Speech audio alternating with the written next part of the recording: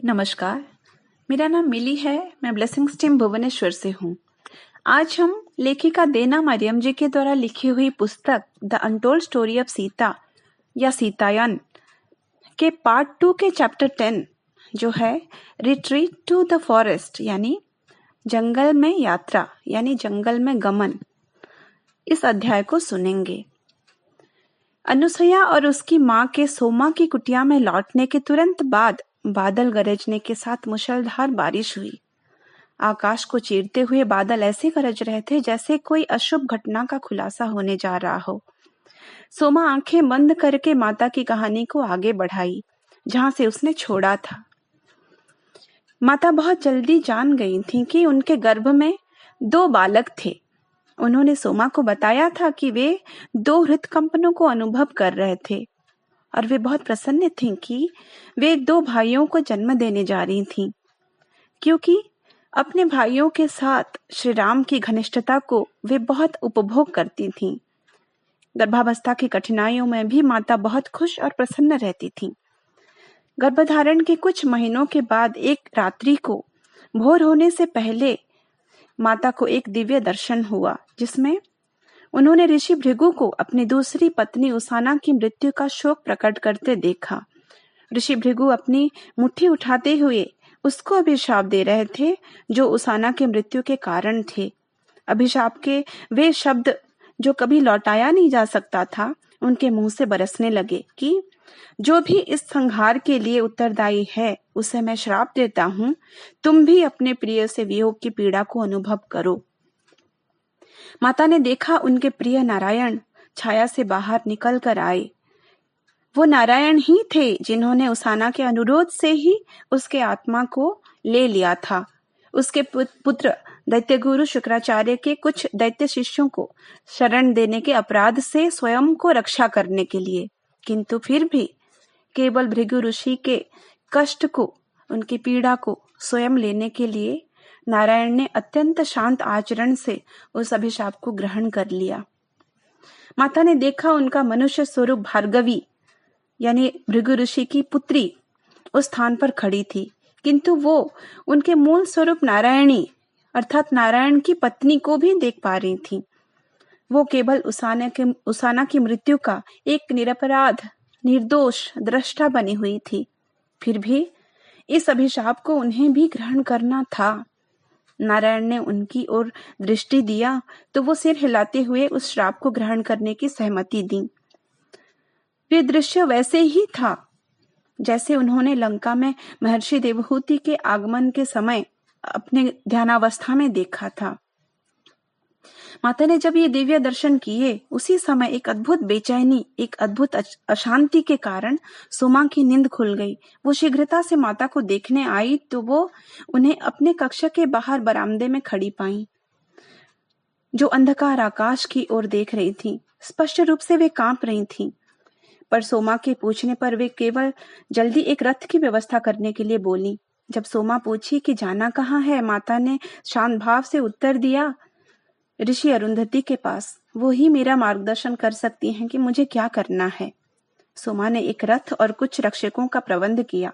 साथ में माता के लिए जल और खाने के लिए कुछ फल भी साथ में रखी। श्री राम के जगने से पहले ही उन्होंने महल छोड़ दिया, क्योंकि माता नहीं चाहती थी कि राम उनके चेहरे की चिंता को देख पाएं। आश्रम के फाटक पर कुलगुरु वशिष्ठ की पत्नी ऋषि अरुंधति माता के स्वागत के लिए खड़ी थी, जैसे कि उन्हें इन सब के आगमन का पूर्वाभास हो गया था। ऋषि अरुंधति के साथ और एक स्त्री खड़ी थी, जिन्हें देखकर माता रथ से उतरकर दौड़ते हुए उनके पास गईं और उन्होंने माता को अपने बाहों में भरकर बहुत समय तक खड़ी रही। वो स्त्री कोई और नहीं बल्कि ऋषि अरुंधति की बहन और माता देवहूति की और एक पुत्री ऋषि ख्याति थी, और जो ऋषि भृगु की पहली पत्नी भी थी और एक जन्म में नारायणी की स्वरूप भार्गवी की मां थी। जब वो माता को आलिंगन कर रही थी, उन्होंने कहा, तुम्हें स्मरण है मैंने उस अभिशाप को दुर्बल कर दिया था। ये केवल एक आंशिक वियोग होगा। माता अपने पेट के ऊपर हाथ चलाने लगी और तो ऋषि ख्याति को पता चल गया कि माता के मन में क्या है। वो बोली, कुछ दिन पहले क्या तुमने ये नहीं चाहता कि तुम्हारा पालन पोषण जैसे हुआ था तुम्हारे संतानों का भी ठीक उसी प्रकार हो? जंगलों में स्वतंत्रता से घूमते हुए, पशु पक्षी पेड़ पौधों को अपने परिवार का मानते हुए। सोमा को साध्वी ख्याति की बातें सुनकर आश्चर्य हो रहा था, क्योंकि कुछ सप्ताह पहले ही माता ने ये शब्द उसे बोले थे। सोमा सोच रही थी कि माता ने जो बातें उसे बताया था, बिल्कुल वही बातें ऋषि ख्याति कैसे जानती थी। माता बोली, इतनी शीघ्र? एक लंबे वियोग के बाद अभी अभी तो हम अयोध्या लौटे हैं, क्या अभी इसे होना है? साध्वी ने उत्तर दिया, हाँ, मुझे वही लगता है। लंबे समय से पहले ही ग्रह नक्षत्रों के द्वारा ये समय निर्धारित किया गया था। अभी वे उचित संयोग में स्थित हैं और उसकी योजना तुमने और नारायण ने ही इस मानव रूप को धारण करने से पहले बनाए थे। माता ने उसी क्षण एहसास किया कि मानवता के लिए उन दोनों नारियों ने अपने जीवन में कितने बलिदान दिए थे। ऋषि अरुंधति ने अपने पुत्रों का बलिदान दिया था, जैसे कि ऋषि विश्वामित्र को मुक्ति मिल सके और मानवता के लिए लाभकारी हो सके। ऋषि ख्याति ने भी देवासुर संग्राम में अपने अनेक संतानों को खोया था, दिव्यलोक में स्थिरता लाने के लिए, और जिससे भौतिक संसार में भी स्थिरता आ सके। जब माता ने उन दोनों के चेहरे पर प्रेम और करुणा देखा तो अपने लिए वो कुछ मांग ना सकी। उन्होंने सोचा, जब ये दोनों इतना बलिदान दे सकते हैं तो क्या मैं ये बलिदान नहीं दे सकती? ऋषि ख्याति ने कहा, ये केवल अभिशाप का परिणाम नहीं है, ये मानवता के लिए एक सेवा है। तुम्हें अपने संतानों की शिक्षा को मार्गदर्शन देना होगा, जैसे कि जो नैतिकता, जो सदाचार तुम उनको दोगे, उसी से भविष्य का नींव स्थापित होगा। इस विनाशकारी युद्ध से जो अस्थिरता आई है और भविष्य में जो परिवर्तन होने वाला है, उसमें पृथ्वी पर स्थिरता लाने के लिए तुम्हें सहायता करनी चाहिए। तुम्हें वन्य जीवन की सहायता करनी होगी, जैसे कि मानव समाज की वृद्धि में उनका विनाश ना हो पाए। महल में सीमित रहकर ये सब तुम नहीं कर सकते। तुम जो कार्य करने आए हो सीता, तुम्हें स्वाधीन होकर करना होगा। इतना कहकर वो रुक गईं, जैसे कि वो भविष्य में झांक रही थी। कुछ क्षण के मौन के बाद दृढ़ता से किंतु शांत भाव से दूर तक दृष्टि देते हुए वो बोली, लंबे समय पहले तुमने जो प्रतिज्ञा लिया था उसे तुम्हें पूरा करना चाहिए सीता। अभिशाप की शक्ति की समाप्ति की प्रतिज्ञा, और इसे प्राप्त करने के लिए तुम्हें स्वयं को इसके प्रभाव को अनुभव करना होगा। उसके बाद ऋषि अरुंधति बोली, मैंने कई ऋषियों को देखा है क्रोधवश अभिशाप देते हुए, न कि ज्ञान के लिए। पहले समय में एक लक्ष्य हुआ करता था, जिसमें साधुओं को मानव समाज के लिए एक उचित मार्ग की स्थापना करनी थी, उस निश्चितता के साथ कि मानव के मन में न्याय का उचित सिद्धांत का छाप रहे। पर अब वो कार्य हो गया है। अब राम न्याय स्थापना के लिए न्यायिक अनुष्ठानों की प्रतिष्ठा करेंगे, जिसके नियमों से मानव समाज को उचित मार्गदर्शन मिलेगा। अब अभिशापों की कोई आवश्यकता नहीं रहेगी, जो बहुत बड़ी बाधा या अवरोध बन चुके थे।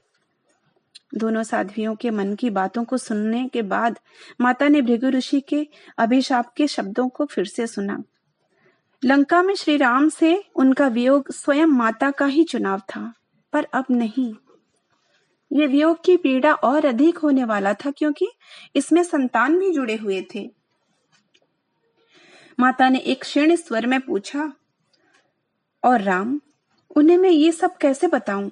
ऋषि अरुंधति अत्यंत करुणा भाव से बोली, ऋषि वशिष्ठ अब उनके साथ हैं। आज सुबह भोर से ही वो यहाँ से प्रस्थान किए हैं। युगों से पहले की उस घटना को वे राम के स्मृति में पुनः उद्धार करेंगे। दोनों साध्वियों ने जंगल में किए जाने वाले अधिकांश कार्यों के विषय में माता को बता दिया था। ऋषि अरुंधति ने कहा था, अब से और दूर भविष्य तक जंगलों के प्रति आशंका बनी रहेगी। एक दिन ये संपूर्ण रूप से अदृश्य भी हो सकते हैं। अन्य ग्रहों जैसे पृथ्वी भी बंजर बन सकती है, और यही तो असुरों ने करने की चेष्टा की, स्वयं के लिए पृथ्वी के संपदा को लेकर और दूसरे प्रजातियों की आवश्यकताओं को असम्मान करके। हमें मनुष्य के हृदय में जंगल के प्रति, पर्वतों के प्रति, नदियों के प्रति प्रेम को सुरक्षित रखना होगा। और इन सबके उत्तरजीविता के लिए एक सुरक्षात्मक स्वभाव को मानव हृदय में स्थापित करना होगा। रावण को मुक्त करते समय राम ने एक विशेष प्रकार के प्रेम को बिखेरा था जो पृथ्वी के लिए संपूर्ण अज्ञात था। अब तुम्हें उसी प्रेम को मानव हृदय में स्थापित करना होगा जो इस ग्रह के अर्थात पृथ्वी के जीवों को सुरक्षित रखेगा। हमें अब दूर भविष्य को देखना होगा सीता, और धरती माता की सुरक्षा पूरे विश्व के लिए सबसे अधिक महत्वपूर्ण है। धरती माता की भविष्य का भाग्य केवल मानवता के हाथों में है। धरती माँ को हम सबसे अधिक तुम जानती हो। अनेकों के मन में उसके प्रति प्रेम को तुम स्थापित कर सकते हो। एक बार स्थापित हो जाने के बाद वो प्रेम कभी नहीं नष्ट होगा, और वही पृथ्वी का भविष्य सुरक्षित रखेगा। साध्वी अरुंधति के शब्दों को सुनने के बाद माता के चेहरे का भाव परिवर्तित हो गया। पहले जहां पर निराश भाव था, अब वहां समझ और स्वीकृति थी। उनके सामने रखी गई दायित्वों को ग्रहण करने की इच्छा थी, परंतु उनको श्री राम की चिंता हो रही थी, क्योंकि उनकी और उनके संतानों की अनुपस्थिति में राम ही सबसे अधिक प्रभावित होते। किंतु श्री राम के वहां पर पहुंचने से पहले ही उनकी ये चिंता भी दूर हो गई थी और उनका चेहरा शांत हो गया था। जब श्री राम ऋषि वशिष्ठ के साथ रथ से उतरे, श्री राम के मन में पुराने घटनाओं की स्मृतियां पुनः जागृत हो गए थे। वे जान चुके थे कि बहुत समय पहले की कोई कारण के प्रभाव को उन्हें सामना करना था। जब उन्होंने माता को देखा, उन्हें अपने हृदय से लगाकर बोले, सीता, हम दोनों को जोड़े रखने का जो संपर्क या सूत्र था वो लंका में टूट गया था, पर अब ऐसा नहीं होगा। किसी में भी वो शक्ति नहीं है जो हम दोनों की एकता को तोड़ सके। न मैं तुम्हें छोड़ूंगा और न तुम मुझे छोड़ोगे। सीता माता बोली, ये सत्य है राम, परंतु स्थूल स्तर पर कठिनाइयां आ सकती है। ये मनुष्य शरीर आपके स्पर्श को अनुभव करना चाहेगा और आपके आंखों से बहते प्रेम को देखना चाहेगा। तब श्री राम ने प्रतिज्ञा किया कि माता उनके स्पर्श को अनुभव कर सकती हैं। उन्होंने कहा, तुम्हें ज्ञात होगा कि कैसे महान साध्वी ख्याति ने उस अभिशाप को दुर्बल कर दिया था। उसके बाद वहां उपस्थित ऋषि ख्याति की ओर दृष्टि लेते हुए श्री राम ने कहा, मैं कितना कृतज्ञ हूं कि आप उस समय उस घटनास्थल में उपस्थित थीं। आपके तपोशक्ति से ही आप हमें ये आशीर्वाद देने में सफल हो पाए। तब ऋषि ख्याति बोली, तब वो मेरी पुत्री थी प्रभु, और सदैव रहेगी। उनके आंखों में आंसू भर गए थे। उन्होंने कहा, कोई भी पिता को अपनी पुत्री के दुख का कारण नहीं बनना चाहिए। मैंने अभी तक उन्हें संपूर्ण रूप से क्षमा नहीं किया है। मित्रों, यहाँ ऋषि ख्याति अपने स्वामी तथा मां नारायणी का एक स्वरूप भार्गवी के पिता ऋषि भृगु के ही विषय में बात कर रही है। तब सीता माता बोली, उस घटना में मेरे भी कुछ दायित्व थे। मैं केवल खड़ी रही मां। उसाना मां को मृत्यु से बचाने के लिए मैंने कुछ नहीं किया, इसीलिए उनकी पीड़ा के उत्तरदायी कुछ मात्रा में मैं भी हूं। श्री राम ने ऋषि ख्याति की ओर देखकर कहा, वनवास के समय मैं और सीता कुछ दिन के लिए ऋषि भृगु के आश्रम में आश्रय लिए थे। उस समय आप वहां नहीं थी, इसीलिए आपसे मिले नहीं थे। वे दिन बहुत ही अद्भुत थे। ऋषि भृगु सीता के प्रति अत्यंत संवेदनशील थे। तब हम दोनों को इस अभिशाप के विषय में स्मरण ही नहीं था, पर उन्होंने तब कहा था कि उनके इतने लंबे जीवन काल में एकमात्र ऐसा कार्य था जिसका उन्हें पश्चाताप था, जो उन्होंने लंबे समय पहले क्रोधवश किया था। उसके पश्चात उन्होंने प्रतिज्ञा लिया था कि क्रोध के एक सूचना मात्र को भी अपने भीतर प्रवेश नहीं करने देंगे, और तब से उनमें क्रोध प्रवेश किया ही नहीं है। श्री राम धीरे से बोले, भृगु ऋषि ने यह भी कहा था कि जब तक उनके उस दुर्भाग्यपूर्ण कार्य संपन्न नहीं हो जाता, उन्हें संपूर्ण मुक्ति नहीं मिलेगी। उनका अपराध बहुत बड़ा था और वो निरंतर उन पर भारी पड़ता जा रहा था। अब मुझे और सीता को ये सौभाग्य मिला है भृगु ऋषि को मुक्ति में सहायता करने के लिए, और यही विचार मुझे सबसे बड़ा आनंद दे रहा है। तब माता के चेहरे पर भी खुशी छलक उठी। उन्होंने कहा, हमें इस घटना को समाप्ति की ओर लेना है। मुझे उस समय उनके शब्द स्मरण नहीं थे, और निसंदेह उस समय हम सबको उसका अर्थ भी समझ नहीं पाते। श्री राम ने साध्वी ख्याति को विनय भाव से कहा, और ये समय आपके क्षमा का भी है, जिसके बिना उनकी मुक्ति संभव नहीं है। अंत में वो आप ही होंगी जो अपने स्वामी को संपूर्ण स्वाधीनता देंगी, मुक्ति देंगी। जब तक आप उनके लिए बुरी भावनाएं रखेंगे, उनकी आत्मा ब्रह्म में लीन नहीं होगी। साध्वी ख्याति के चेहरे के संघर्ष को सब देख और समझ पा रहे थे। तब श्री राम ने उनके माथे पर स्पर्श किया और बोले, आपने अभिशाप के विनाशकारी परिणाम को उपकार में, हित में बदल दिया है, और आपने ही इस अभिशाप को मानवता के हित के लिए विधान किया है, और ऐसा ही होगा। पर इस घटना की समाप्ति के लिए आपको भृगु ऋषि के ऊपर लगाए आरोपों के अवशेषों को मुक्त करना चाहिए। वो भी केवल संसार का भलाई चाहते हैं। उनका एक भूल संशोधित हो गया है, वो था उसाना से आसक्ति, जो लंबे समय पहले से ही समाप्त हो गया है, और अब उनमें क्रोध का छाया भी नहीं है, तो वे मुक्ति के लिए प्रस्तुत हैं। श्री राम से ये सुनकर ऋषि ख्याति की आंखों से अश्रु की धारा बहने लगे। तब माता ने उनके हाथों को अपने हाथों में लेकर अपने गालों पर लगाया। ऋषि ख्याति बोली, मैं स्वयं को अब विशेष एकांत ध्यान में नियोजित कर लूंगी प्रभु, जब तक मैं द्वेष के अंतिम अवशेषों से स्वयं को मुक्त ना कर लूं। और मैं जानती हूँ कि मेरे स्वामी के क्रोध और उनके अभिशापों के कारण जो द्वेष भावनाओं के अवशेष मुझ में है, आप मुझे उससे मुक्त करेंगे, और ऐसा करके आप हम दोनों को मुक्ति देंगे। इन शब्दों के साथ ख्याति माँ का स्वरूप धुंधला होने लगा और वो वहां से जा चुकी थी। वहां पर उपस्थित ऋषि वशिष्ठ ने कहा, तुमने बहुत महत् कार्य किया है राम। ये अभिशाप ख्याति माँ और भृगु ऋषि दोनों की मुक्ति का माध्यम है, और ये पूरे संसार के लिए बहुत लाभदायी होगा। बहुत कम समय में दोनों ही ब्रह्म में मिल जाएंगे। आओ, जो कुछ हो रहा है उसके लिए कृतज्ञता अर्पण करें। ऋषि वशिष्ठ, उनकी पत्नी ऋषि अरुंधति, माता सीता और श्री राम चारों ध्यान में बैठ गए। कुछ घंटों के ध्यान के बाद वे सब मौन थे।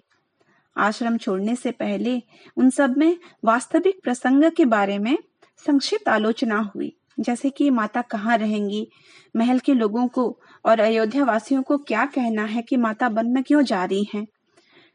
दिन की समाप्ति के समय महल के लिए यात्रा आरंभ हुआ। माता और श्री राम एक रथ में और सोमा और श्री राम की सेविका दूसरे रथ पर बैठे।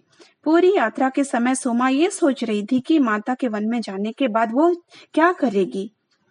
वो ये निर्णय पर पहुंची थी कि यदि वो माता से अलग हुई तो मृत्यु ही उसके लिए एकमात्र मार्ग था। माता के वनवास के समय उसके जीवन का एकमात्र लक्ष्य था उनकी प्रतीक्षा करना। यदि उन्हें फिर से माता से अलग होना पड़े तो उसके जीवन का क्या अर्थ रह जाएगा।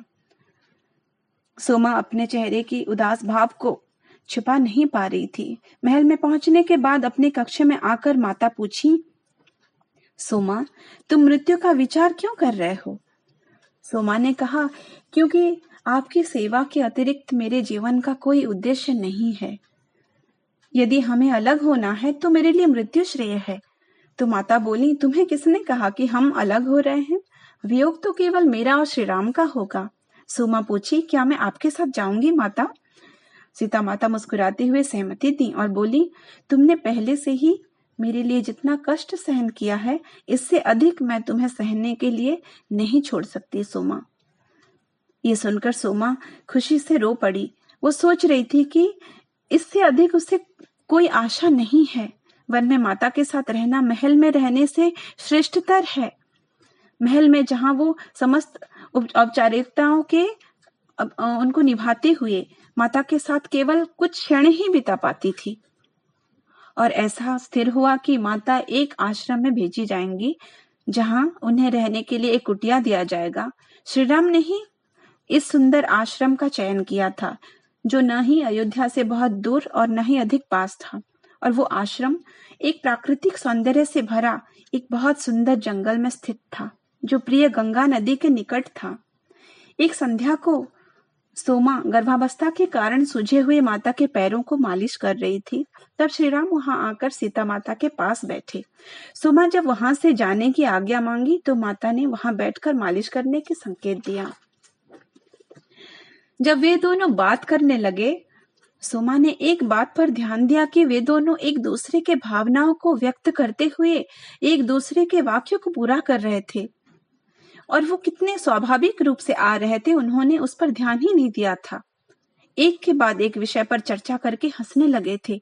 ऐसे आनंद की लहरें उनमें प्रवाह कर रहे थे कि सोमा सोचने लगी, क्या कुछ भी ऐसी खुशी में बाधा बन सकती है? तब अचानक दोनों की हंसी बंद हो गई और दोनों नीरव हो गए। माता ने कहा, इतनी जल्दी? बच्चों के जन्म से पहले? श्री राम ने सिर हिलाकर सहमति दिया। सोमा के शरीर कांपने लगे। माता के हाथों को अपने हाथों में लेकर श्री राम ने पूछा, क्या तुम प्रस्तुत हो सीता? माता सिर हिलाकर सहमति दी। और क्या श्री राम इसके लिए प्रस्तुत हैं? ये पूछी। तब श्री राम ने उत्तर दिया कि हमें ये याद रखना होगा कि ये सब क्यों होने जा रहा है, इससे क्या हासिल होगा। भृगु ऋषि और ऋषि ख्याति के मुक्ति संसार में बहुत खुशियां लाएगी। मैं ये देख पा रहा हूं कि इसके कई अनेक कारण भी हैं। ये हमारे लिए है कि हमें संसार को दिखाना है कि वियोग असंभव है। जहां राम है वहीं सीता है और जहां सीता है वहीं राम है। संसार के लिए यही हमारा संदेश होगा। महल में साथ रहकर ये दिखाना बहुत आसान है, पर एक दूसरे से बिछड़ने के बाद भी सब इस प्रेम के आभास को जान पाएंगे। जिस प्रेम को हम इस भौतिक संसार में लाए हैं, अब उसे सब में बांटने का समय है। एक समय में जब हम यहाँ नहीं रहेंगे, तब ये उदाहरण दूसरों को वियोग के आभास से उभरने के लिए सहायक होगा। इसके बाद माता ने सोमा को वहां से प्रस्थान करने के संकेत दिया। सोमा कहानी सुनाते हुए बोलने लगी कि उसके बाद न जाने उन दोनों में क्या बातें हुई। महल में और नगरी में क्या कारण बताया गया, हो सकता है कि माता के स्वास्थ्य का ही कारण बताया गया होगा। इस विषय में सोमा ने कभी जानने की चेष्टा भी नहीं की थी। उसके लिए और माता के लिए एक नया अध्याय खुल रहा था और वो उसे आलिंगन करने को प्रस्तुत थी। तो मित्रों, आज का अध्याय यहीं पर समाप्त होता है। नमस्कार।